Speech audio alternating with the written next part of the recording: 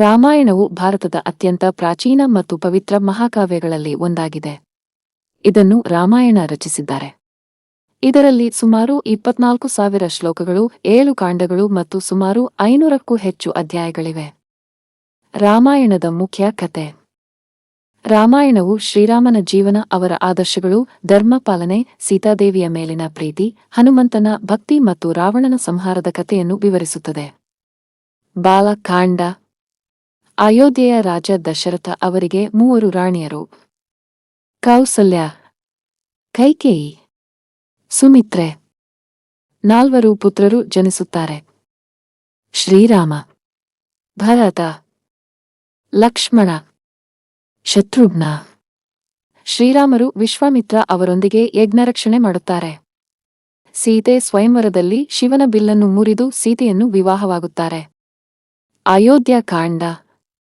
ದಶರಥರು ರಾಮರನ್ನು ರಾಜನನ್ನಾಗಿ ಮಾಡಲು ನಿರ್ಧರಿಸುತ್ತಾರೆ. ಕೈಕೇಯಿ 2 ವರಗಳನ್ನು ಕೇಳಿ: ಭರತನಿಗೆ ರಾಜ್ಯ, ರಾಮರಿಗೆ 14 ವರ್ಷಗಳ ವನವಾಸ. ರಾಮರು, ಸೀತೆ ಮತ್ತು ಲಕ್ಷ್ಮಣರು ಅರಣ್ಯಕ್ಕೆ ತೆರಳುತ್ತಾರೆ. ದುಃಖದಿಂದ ದಶರಥರು ನಿಧನರಾಗುತ್ತಾರೆ. ಅರಣ್ಯ ಕಾಂಡ. ದಂಡಕಾರಣ್ಯದಲ್ಲಿ ವಾಸ. ಶೂರ್ಪಣಖೆ ರಾಮರನ್ನು ವಿವಾಹವಾಗಲು ಬಯಸುತ್ತಾಳೆ. ಲಕ್ಷ್ಮಣರು ಅವಳ ಮೂಗು ಕತ್ತರಿಸುತ್ತಾರೆ. ಮಾರೀಚ ಚಿನ್ನದ ಜಿಂಕೆಯ ರೂಪ ತಾಳುತ್ತಾನೆ. ರಾವಣನು ಸೀತೆಯನ್ನು ಅಪಹರಿಸುತ್ತಾನೆ. ಜಟಾಯು ರಾವಣನೊಂದಿಗೆ ಹೋರಾಡಿ ವೀರಮರಣ ಹೊಂದುತ್ತಾನೆ. ಕಿಷ್ಕಿಂಧ ಕಾಂಡ. ರಾಮರಿಗೆ ಹನುಮಂತ ಭೇಟಿ ಆಗುತ್ತದೆ. ಸುಗ್ರೀವ ಜೊತೆ ಸ್ನೇಹ. ವಾಲಿ ವಧೆ. ವಾನರ ಸೇನೆ ಸೀತೆಯ ಹುಡುಕಾಟ ಆರಂಭಿಸುತ್ತದೆ. ಸುಂದರ ಕಾಂಡ. ಹನುಮಂತರು ಸಮುದ್ರ ದಾಟಿ ಲಂಕೆಗೆ ಹೋಗುತ್ತಾರೆ. ಅಶೋಕವಾಟಿಕೆಯಲ್ಲಿ ಸೀತೆಯನ್ನು ಭೇಟಿ ಮಾಡುತ್ತಾರೆ. ರಾಮನ ಉಂಗುರವನ್ನು ನೀಡುತ್ತಾರೆ. ಲಂಕೆಗೆ ಬೆಂಕಿ ಹಚ್ಚಿ ಹಿಂದಿರುಗುತ್ತಾರೆ. ಯುದ್ಧ ಕಾಂಡ. ಸಮುದ್ರದ ಮೇಲೆ ರಾಮಸೇತು ನಿರ್ಮಿಸಲಾಗುತ್ತದೆ. ರಾಮ-ರಾವಣ ಯುದ್ಧ ಆರಂಭವಾಗುತ್ತದೆ. ಕುಂಭಕರ್ಣ ಮತ್ತು ಇಂದ್ರಜಿತ್ ವಧೆಯಾಗುತ್ತಾರೆ. ಅಂತಿಮವಾಗಿ ರಾವಣ ರಾಮನಿಂದ ಸಂಹಾರಗೊಳ್ಳುತ್ತಾನೆ. ಸೀತೆಯ ಅಗ್ನಿಪರೀಕ್ಷೆ ನಡೆಯುತ್ತದೆ. ರಾಮರು, ಸೀತೆ ಮತ್ತು ಲಕ್ಷ್ಮಣರು ಅಯೋಧ್ಯೆಗೆ ಮರಳುತ್ತಾರೆ. ರಾಮ ಪಟ್ಟಾಭಿಷೇಕವಾಗುತ್ತದೆ. ಉತ್ತರಾಖಂಡ. ರಾಮರಾಜ್ಯ ಆರಂಭವಾಗುತ್ತದೆ. ಜನರ ಮಾತಿನ ಕಾರಣದಿಂದ ಸೀತೆ ವಾಲ್ಮೀಕಿ ಆಶ್ರಮಕ್ಕೆ ಹೋಗುತ್ತಾರೆ. ಅಲ್ಲಿ ಲವ ಮತ್ತು ಕುಶ ಜನಿಸುತ್ತಾರೆ. ಅವರು ರಾಮಾಯಣವನ್ನು ಹಾಡುತ್ತಾರೆ. ಕೊನೆಯಲ್ಲಿ ಸೀತೆ ಭೂಮಿದೇವಿಯಲ್ಲಿ ಲೀನವಾಗುತ್ತಾರೆ. ಶ್ರೀರಾಮರು ತಮ್ಮ ಅವತಾರ ಕಾರ್ಯವನ್ನು ಪೂರ್ಣಗೊಳಿಸಿ ವೈಕುಂಠಕ್ಕೆ ತೆರಳುತ್ತಾರೆ. ರಾಮಾಯಣದ ಮುಖ್ಯ ಪಾತ್ರಗಳು. ಶ್ರೀರಾಮ ಧರ್ಮ ಮತ್ತು ಆದರ್ಶದ ಪ್ರತೀಕ. ಸೀತೆ ಪತಿವ್ರತೆ ಮತ್ತು ತ್ಯಾಗದ ಪ್ರತೀಕ. ಲಕ್ಷ್ಮಣ ಸೇವೆ ಮತ್ತು ನಿಷ್ಠೆಯ ಪ್ರತೀಕ. ಹನುಮಂತ ಭಕ್ತಿ, ಶಕ್ತಿ ಮತ್ತು ಸಮರ್ಪಣೆಯ ಪ್ರತೀಕ. ಭರತ ಸಹೋದರ ಪ್ರೀತಿಯ ಆದರ್ಶ. ರಾವಣ ಅಪಾರ ಜ್ಞಾನವಿದ್ದರೂ ಅಹಂಕಾರದಿಂದ ಪತನಗೊಂಡ ರಾಜ. ರಾಮಾಯಣದ ಮುಖ್ಯ ಸಂದೇಶಗಳು. ಧರ್ಮ ಯಾವಾಗಲೂ ಅಧರ್ಮವನ್ನು ಸೋಲಿಸುತ್ತದೆ. ಸತ್ಯ, ತಾಳ್ಮೆ ಮತ್ತು ಕರ್ತವ್ಯ ಜೀವನದ ಆಧಾರ. ಅಹಂಕಾರವು ಪತನಕ್ಕೆ ಕಾರಣ. ಭಕ್ತಿ, ನಿಷ್ಠೆ ಮತ್ತು ಪ್ರಾಮಾಣಿಕತೆ ಮನುಷ್ಯನನ್ನು ಮಹಾನ್ ಮಾಡುತ್ತವೆ. ಆದಿಪುರುಷ್ ಚಿತ್ರವು ರಾಮಾಯಣವನ್ನು ಆಧರಿಸಿ ನಿರ್ಮಿಸಲಾದ ಚಿತ್ರವಾಗಿದೆ. ಇದನ್ನು ಓಂ ರೌತ್ ನಿರ್ದೇಶಿಸಿದ್ದಾರೆ.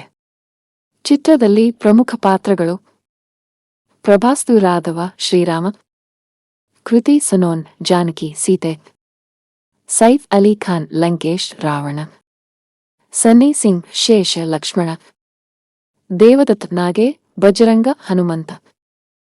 ಚಿತ್ರದಲ್ಲಿ ರಾಮಾಯಣವನ್ನು ಹೇಗೆ ತೋರಿಸಿದ್ದಾರೆ? ಚಿತ್ರವು ಮುಖ್ಯವಾಗಿ ರಾಮಾಯಣದ ಅರಣ್ಯ ಕಾಂಡ, ಕಿಷ್ಕಿಂಧ ಕಾಂಡ, ಸುಂದರ ಕಾಂಡ ಮತ್ತು ಯುದ್ಧ ಕಾಂಡಗಳ ಕಥೆಯನ್ನು ಆಧರಿಸಿದೆ. ಕಥೆಯ ಪ್ರಮುಖ ಅಂಶಗಳು: ರಾಘವ ರಾಮ, ಜಾನಕಿ ಸೀತೆ ಮತ್ತು ಶೇಷ್ ಲಕ್ಷ್ಮಣ ಅರಣ್ಯದಲ್ಲಿ ವಾಸಿಸುತ್ತಾರೆ. ಲಂಕೇಶ್ ರಾವಣ ಜಾನಕಿಯನ್ನು ಅಪಹರಿಸುತ್ತಾನೆ. ರಾಘವನಿಗೆ ಬಜರಂಗ ಹನುಮಂತ ಮತ್ತು ಸುಗ್ರೀವನ ಸಹಾಯ ದೊರೆಯುತ್ತದೆ. ಹನುಮಂತ ಲಂಕೆಗೆ ಹೋಗಿ ಜಾನಕಿಯನ್ನು ಭೇಟಿ ಮಾಡುತ್ತಾನೆ. ಸಮುದ್ರದ ಮೇಲೆ ಸೇತುವೆ ನಿರ್ಮಿಸಿ ವಾನರ ಸೇನೆ ಲಂಕೆಯ ಮೇಲೆ ದಾಳಿ ಮಾಡುತ್ತದೆ. ಕೊನೆಯಲ್ಲಿ ರಾಘವ ಮತ್ತು ಲಂಕೇಶ್ ನಡುವಿನ ಯುದ್ಧದಲ್ಲಿ ರಾಘವ ವಿಜಯಶಾಲಿಯಾಗುತ್ತಾನೆ. ಮೂಲ ರಾಮಾಯಣದಿಂದ ಇರುವ ಪ್ರಮುಖ ವ್ಯತ್ಯಾಸಗಳು. ಚಿತ್ರದಲ್ಲಿ ಕೆಲವು ವಿಷಯಗಳನ್ನು ಕಲಾತ್ಮಕವಾಗಿ ಬದಲಾಯಿಸಲಾಗಿದೆ. ಅನೇಕ ಪಾತ್ರಗಳಿಗೆ ಸಾಂಪ್ರದಾಯಿಕ ಹೆಸರುಗಳ ಬದಲಿಗೆ ರಾಘವ, ಜಾನಕಿ, ಶೇಷ, ಬಜರಂಗ, ಲಂಕೇಶ್ ಎಂಬ ಹೆಸರುಗಳನ್ನು ಬಳಸಲಾಗಿದೆ. ರಾವಣನ ವೇಷಭೂಷಣ ಮತ್ತು ಅರಮನೆಯ ವಿನ್ಯಾಸವನ್ನು ಸಾಂಪ್ರದಾಯಿಕ ಚಿತ್ರಣಕ್ಕಿಂತ ವಿಭಿನ್ನವಾಗಿ ತೋರಿಸಲಾಗಿದೆ. ಕೆಲವು ಸಂಭಾಷಣೆಗಳು ಆಧುನಿಕ ಶೈಲಿಯಲ್ಲಿರುವುದರಿಂದ ಸಾಕಷ್ಟು ಟೀಕೆಗಳು ಬಂದವು. ಯುದ್ಧದ ದೃಶ್ಯಗಳು ಮತ್ತು ಕೆಲವು ಪಾತ್ರಗಳ ರೂಪಗಳನ್ನು ಹೆಚ್ಚು ವಫತ ಮತ್ತು ಫ್ಯಾಂಟಸಿ ಶೈಲಿಯಲ್ಲಿ ಚಿತ್ರಿಸಲಾಗಿದೆ. ಚಿತ್ರದ ಬಗ್ಗೆ ಪ್ರತಿಕ್ರಿಯೆ. ಚಿತ್ರ ಬಿಡುಗಡೆಯಾದ ನಂತರ ವಫತ್, ಸಂಭಾಷಣೆ ಮತ್ತು ಕೆಲವು ಪಾತ್ರಗಳ ಚಿತ್ರಣದ ಬಗ್ಗೆ ಸಾಕಷ್ಟು ಟೀಕೆಗಳು ವ್ಯಕ್ತವಾದವು. ವಿಶೇಷವಾಗಿ ರಾವಣ, ಹನುಮಂತ ಮತ್ತು ಇತರ ಪಾತ್ರಗಳ ವಿನ್ಯಾಸವು ಮೂಲ ರಾಮಾಯಣದ ಸಾಂಪ್ರದಾಯಿಕ ಚಿತ್ರಣಕ್ಕೆ ಹೊಂದಿಕೆಯಾಗುವುದಿಲ್ಲ ಎಂದು ಅನೇಕ ಪ್ರೇಕ್ಷಕರು ಮತ್ತು ವಿಮರ್ಶಕರು ಅಭಿಪ್ರಾಯಪಟ್ಟರು. ನಂತರ ಚಿತ್ರತಂಡವು ಕೆಲವು ವಿವಾದಾತ್ಮಕ ಸಂಭಾಷಣೆಗಳಲ್ಲಿ ಬದಲಾವಣೆಗಳನ್ನು ಮಾಡಿತು. ಒಟ್ಟಾರೆ, ಆದಿಪುರುಷ್ ರಾಮಾಯಣದಿಂದ ಪ್ರೇರಿತವಾದ ಒಂದು ಕಲಾತ್ಮಕ ರೂಪಾಂತರವಾಗಿದೆ. ಇದನ್ನು ವಾಲ್ಮೀಕಿ ರಾಮಾಯಣ ಅಥವಾ ಇತರ ಪಾರಂಪರಿಕ ರಾಮಾಯಣಗಳ ನಿಖರ ಚಿತ್ರಣವೆಂದು ಪರಿಗಣಿಸಲಾಗುವುದಿಲ್ಲ. ಆದ್ದರಿಂದ ಮೂಲ ಕಥೆಯನ್ನು ತಿಳಿಯಲು ವಾಲ್ಮೀಕಿ ರಾಮಾಯಣ ಅಥವಾ ಇತರ ಪ್ರಾಮಾಣಿಕ ಆವೃತ್ತಿಗಳನ್ನು ಆಧರಿಸುವುದು ಉತ್ತಮ. ಹೌದು, ಪ್ರಸ್ತುತ ರಾಮಾಯಣ ಪಾರ್ಟ್ 1 ಭಾರತದ ಅತ್ಯಂತ ದೊಡ್ಡ ಚಿತ್ರ ಯೋಜನೆಗಳಲ್ಲಿ ಒಂದಾಗಿದೆ. ಈ ಚಿತ್ರವನ್ನು ಸುಮಾರು ₹4.00 ಕೋಟಿ ಒಟ್ಟು ವೆಚ್ಚದಲ್ಲಿ 2 ಭಾಗಗಳನ್ನು ಸೇರಿಸಿ ನಿರ್ಮಾಣ, ವಫತ್, ಮಾರ್ಕೆಟಿಂಗ್ ಮತ್ತು ಜಾಗತಿಕ ಬಿಡುಗಡೆ ಸೇರಿದಂತೆ ನಿರ್ಮಿಸಲಾಗುತ್ತಿದೆ ಎಂದು ನಿರ್ಮಾಪಕರು ತಿಳಿಸಿದ್ದಾರೆ. ಚಿತ್ರದ ಪ್ರಮುಖ ಮಾಹಿತಿ. ನಿರ್ದೇಶಕ ನಿತೇಶ್ ತಿವಾರಿ. ನಿರ್ಮಾಪಕ Namit Malhotra. Studio Prime Focus Studios ಮತ್ತು ಡಿನೆಗ್. ಸಂಗೀತ ಎ.ಆರ್. ರೆಹಮಾನ್ ಮತ್ತು ಹ್ಯಾನ್ಸ್ ಜಿಮ್ಮರ್ ಸೇರಿ ಕೆಲಸ ಮಾಡುತ್ತಿದ್ದಾರೆ.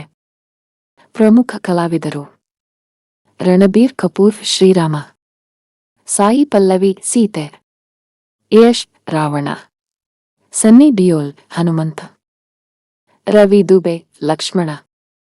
₹4.00 ಕೋಟಿ ಏಕೆ? ಈ ವೆಚ್ಚ ಕೇವಲ ಶೂಟಿಂಗ್ಗೆ ಮಾತ್ರವಲ್ಲ, ಇದರಲ್ಲಿ 2 ಭಾಗಗಳ ನಿರ್ಮಾಣ, ಹಾಲಿವುಡ್ ಮಟ್ಟದ ವಫತ್, ಐಮ್ಯಾಕ್ಸ್ ಚಿತ್ರೀಕರಣ, ಜಾಗತಿಕ ಬಿಡುಗಡೆಯ ವೆಚ್ಚ, ಭಾರೀ ಮಾರ್ಕೆಟಿಂಗ್, ವಿಶ್ವಮಟ್ಟದ ತಾಂತ್ರಿಕ ತಂಡದ ವೆಚ್ಚ ಸೇರಿದೆ. ಬಿಡುಗಡೆ: ರಾಮಾಯಣ ಪಾರ್ಟ್ 1 ದೀಪಾವಳಿ 2026ಕ್ಕೆ ಬಿಡುಗಡೆಯಾಗುವಂತೆ ಯೋಜಿಸಲಾಗಿದೆ. ಪಾರ್ಟ್ 2 ದೀಪಾವಳಿ 2027ಕ್ಕೆ ಬಿಡುಗಡೆಯಾಗುವಂತೆ ಯೋಜಿಸಲಾಗಿದೆ. ಆದಿಪುರುಷ್ಗಿಂತ ಹೇಗೆ ಭಿನ್ನ? ಚಿತ್ರತಂಡದ ಹೇಳಿಕೆಯ ಪ್ರಕಾರ, ಈ ಚಿತ್ರವು ಮೂಲ ವಾಲ್ಮೀಕಿ ರಾಮಾಯಣದ ಕತೆ, ಪಾತ್ರಗಳ ರೂಪ, ಭಾವನೆಗಳು ಮತ್ತು ಸಂಭಾಷಣೆಗಳಿಗೆ ಹೆಚ್ಚು ನಿಷ್ಠೆಯಿಂದ ಇರಲು ಪ್ರಯತ್ನಿಸುತ್ತಿದೆ. ಇದೇ ಕಾರಣಕ್ಕೆ ವಫತ್, ಪಾತ್ರ ವಿನ್ಯಾಸ ಮತ್ತು ಕಥೆಯ ಪ್ರಸ್ತುತೀಕರಣದ ಮೇಲೆ ವಿಶೇಷ ಗಮನ ನೀಡಲಾಗಿದೆ.